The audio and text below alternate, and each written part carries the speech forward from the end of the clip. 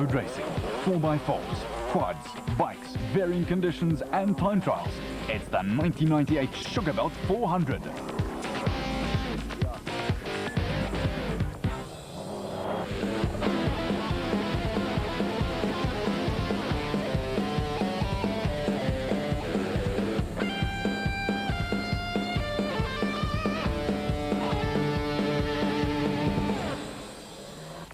Round 3 of the National Off-Road Racing Championships saw a huge entry of cars, motorcycles and quads assemble at the scenic Beaumont Farmers Club near Aston in Natal for the AGA Panasonic Sugarbelt 400.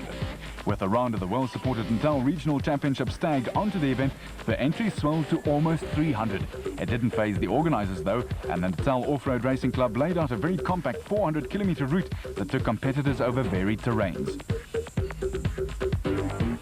Leading the production vehicle category were locals Neil Woodridge and Paul Vermaak in the ex-Barry Dakar Vodacom Mitsubishi Pajero, which won its debut race at the Barbaspan 400. Woodridge is often referred to as the Alain Prost of local off-road racing. I think the strategy in any off-road racing is to go as fast as you can, but not too hard. You know, off-road racing, you don't know where you're going, you haven't seen it before, so push as hard as you can, especially in the time trial, but make sure it stays on all four wheels. The AGA Panasonic Castrol KTM team dominated the two-wheel category. Multiple champion Alfie Cox and rising star Rian van Niekerk shared the points lead, with the vastly experienced former champion Jeremy Davies not far behind. Well, the dust is going to be a problem, especially in the morning when the sun's pretty low, and I think if you can just use your head and not go wild and crash, you should be able to hang in there. There was a close battle for supremacy in the special vehicle category as Queenstown's Greg Harvey and Boy Stone held a slender lead over Richard Carolyn in his single-seater. But you faced with a really difficult task here. Tell us what arose and how it will be tomorrow. Well, I obviously didn't read the regulations correctly, and I ended up arriving at the start about 2 minutes behind time. I went through scrutineering a minute before 1. The guy said, "You're cutting it a bit fine." I got to the start and I was told I was not allowed to start, and that my penalty would be 90 minutes. Plus they give me maximum time for the speed section, which is 45 minutes. So 45 plus 90 gives us over 2 hours that I'm starting behind everyone. After Vickers van Deventer missed the opening round, last year's champ Christo van der Merwe led the quad brigade on his Yamaha 350 from 200 rider Cornel de Villiers. Wildman Jacques Stubich held third on his Honda, while van Deventer had but 3 points to show so far. Ek het die eerste wedren kon ek ongelukkig nie ry nie. Ek het nog nie 'n fiets gehad nie. En Barbaspan was my eerste wedren en ongelukkig het die as gebreek. Ek het baie hard probeer. Maar ek dink van hier af sal dit baie beter gaan met my.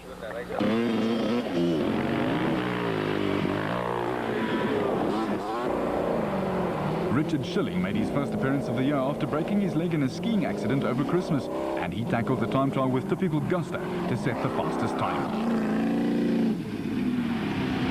Botswana's youthful crew of Shamer Variawa and Layakat Khan was second in their race go, ahead of the ever-reliable Reyneke and Houghton, who proved quickest of the production category entrants.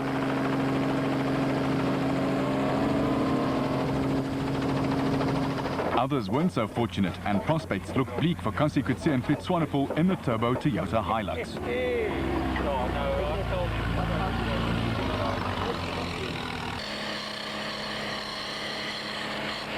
We started the car up a couple of days ago. I had a bit of a misfire. Worked on it and actually had it sorted out.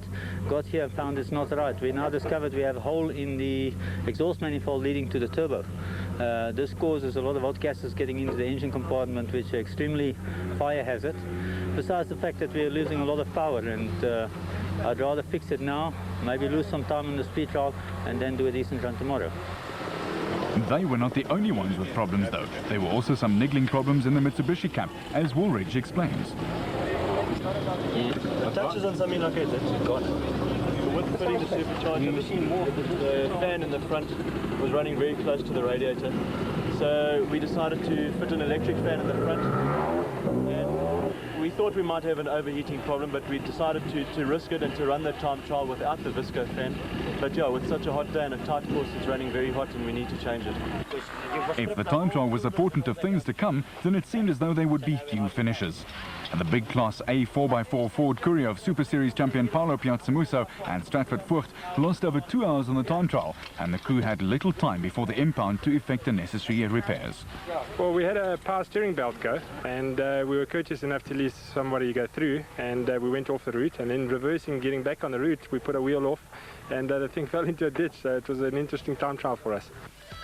So that time trial, which determined the starting order for the following day, won by Schilling and Thorn, and Reiniger and Houghton, the quickest production vehicle of the day. The Botswana pairing of Riawa and Khan took second spot. As expected, Alfie Cox on home ground proved unbeatable in the bike classes, completing the distance well clear of his rivals. This year, he will also be competing in the World Championships in the Atlas Marathon Rally in Morocco. The rally that starts in Granada in Spain, exactly like the Dakar, and it's 8 days in Morocco, in the mountains of Morocco, and finishing in Marrakesh 8 days later. Total, I think, of 4,500 kilometers. So the reason why it's important to go to that one, it's part of the Dakar. Vickers van Deventer fired a warning salvo by displaying his fitness and setting the pace in the quad class. And at the top, Alfie Cox, after his fine racing in the Paris to Dakar, this is no surprise. Dalton, Krill and Bloemveld taking third, fourth and fifth, while in the quads, it was van Deventer all the way with a good margin to spare over Van der Merwe. There was an early 6 a.m. start for Saturday's action, and as the sun began to rise over the horizon, breakfast was served while the cars were being warmed up in the holding area at the start. First to get ready for the start was the Jimco V8 of Schilling and navigator Ashley Thorne. Starting first is seldom an advantage, as all that happens is that the route becomes more obvious to those following. However, with the expected dust problem, Schilling was more than happy to start first. A unique feature of this race is that the cars and bikes are separated. Cars start first and complete 2 laps of the east loop prior to heading west, while the bikes tackle the west loop before moving on to the eastern part. Both drivers and riders rate this event high. The route is traditionally very well marked here in Natal. They use this double marker 100 meters before the turn, and then a double marker on the turn, and immediately after the turn a confirmation. They also give you a lot of other markers like L for lurkers, being big rocks, hidden rocks in the grass, and an asterisk for a very tight corner. So, as I say, traditionally it's very well marked, so we shouldn't have a problem, and of course we're going to have a huge advantage with no dust in front of us. 6 a.m. and with the sun low on the horizon, Schilling and Thorne power away from the start. Ahead lies 400 kilometers of racing over unknown territory as the Botswana team leaves just 30 seconds later. It's the navigator's task to pick out the route. Robin Houghton makes it sound very, very simple indeed. The driver's worried about, his driving capabilities, but as a navigator, being so dependent on route schedules, marking, things like that, it's pretty tricky. You don't know what's out there. Maybe it's well marked, maybe it's badly marked, maybe you're going to spend the whole day looking for the route. So it's a little bit tense. Luckily this event's normally well marked, so as a navigator, I'm quite looking forward to it in fact. Manfred Schroeder knows the area very well. I mean, we've had this race for about 8 years now, and I've been racing since then about, so I also know the terrain quite well. And me being a farmer, cane farmer as well, also helps. Headed by local hero Cox, the huge motorcycle entry set off to tackle the western section of the event. At the moment, there's no one else who can match the consistency and pace of the multiple Pinetown-based champion. Another local rider is Rob Campbell on the Shimwell's Yamaha 250, went well on the time trial.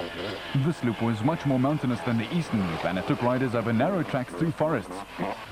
This lap proved much slower than the eastern one, which had some very high-speed sections through sugarcane plantations. The bikers also had the advantage of having the sun behind them, but already dust was becoming a problem, as there tends to be little or no wind at this time of the day and at this time of the year. Watch local Yamaha rider Barry Krill as he kicks up a cloud of dust for Russell Campbell Kawasaki pilot Greg Aspinall to contend with. Riding in dust requires vast amounts of concentration, and riders need to take a conservative approach. Clayton Enslin is another of the dedicated rising stars. This year he moved up to the 250 class and leads season campaigner Jeremy Davies, who follows on his conic Shell Honda. Rian van Niekerk won the 200 class in each of the opening races and moved into an early class lead therefore. Everything was going right for Reiniger and Houghton as they built up a handy production category lead. Not only that, they were also leading the race overall. Notorious Bahrain's Little Class B Mighty Mag was ahead of Obert Carolyn's menacing Class A Raceco, and the narrow tracks provided few overtaking opportunities. Carolyn had been fortunate as he was allowed to complete the time trial without incurring a penalty. Nandus Alberts and Pieter Mattia have had little luck of late, but their Raceco is running well in fourth place ahead of Schroeder's nimble Orco.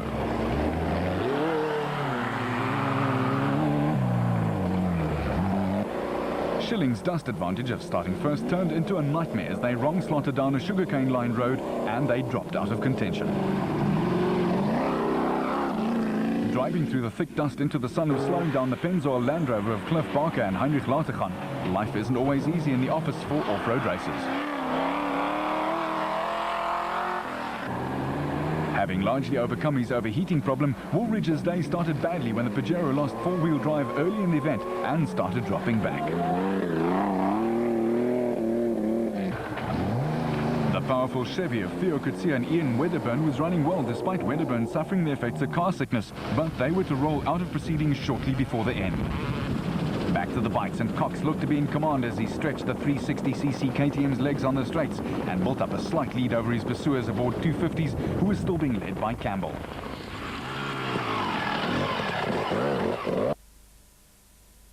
Then it was the relaxed-looking Krill who even had time to entertain spectators with a couple of wheelies. But they had to be fast spectators.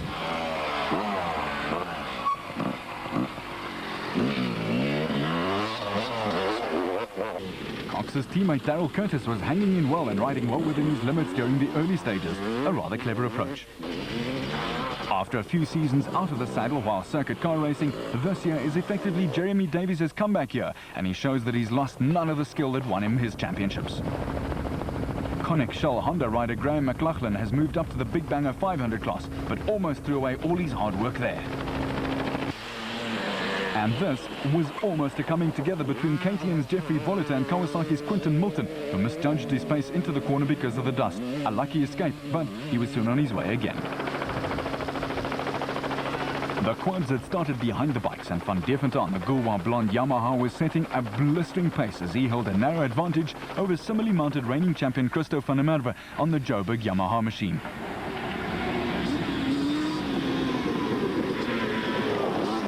Jacques Struvis' unique and surprisingly rapid four-stroke Jojo Tanks Honda carried him into third place.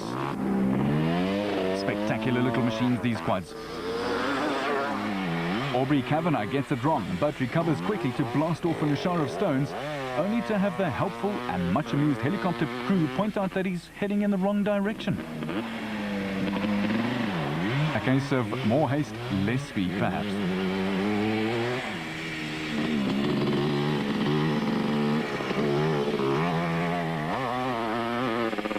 Proving that teammates work together, Baylan Smith looks to be well in control of his blaster as he finds the correct route.